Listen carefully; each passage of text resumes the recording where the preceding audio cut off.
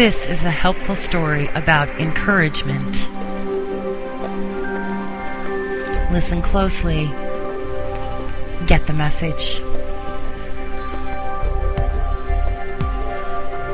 Two men, both gravely ill, occupied the same hospital room.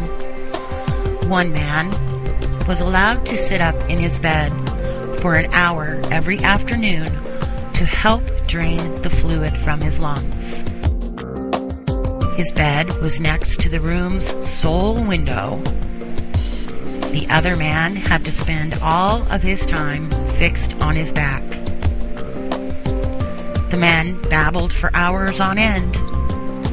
They spoke of their wives and families, their homes, their careers, their involvement in the military service, and where they had been on holiday.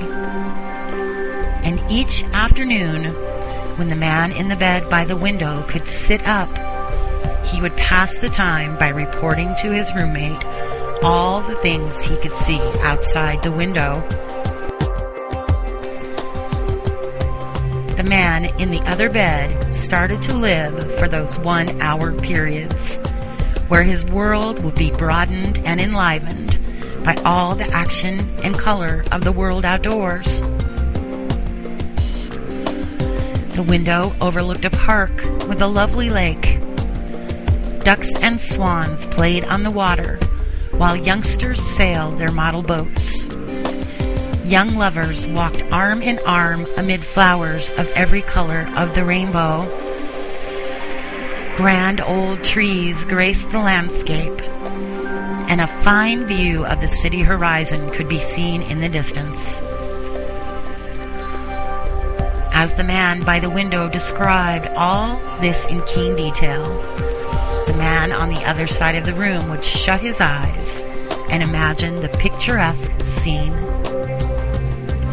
One warm afternoon, the man by the window described a parade going by. Although the other man couldn't hear the band, he could see it in his mind's eye as the man by the window portrayed it with descriptive words. Days and weeks passed. One morning, the day nurse arrived to bring water for their baths, only to find the lifeless body of the man by the window, who had died peacefully in his sleep. She was saddened and called the orderlies to take the body away.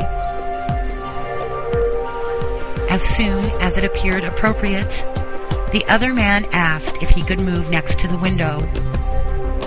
The nurse was happy to make the switch, and after making a point to see that he was comfortable, she left him alone. Slowly, painfully, he propped himself up on one elbow to take his first look at the world outdoors. Finally, he would have the joy of seeing it for himself. He strained to slowly turn to look out the window beside the bed.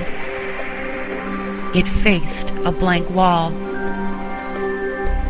The man asked the nurse what could have compelled his deceased roommate, who had described such wonderful things outside this window. The nurse responded that the man was blind and could not even see the wall. She stated, "Perhaps he just desired to encourage you."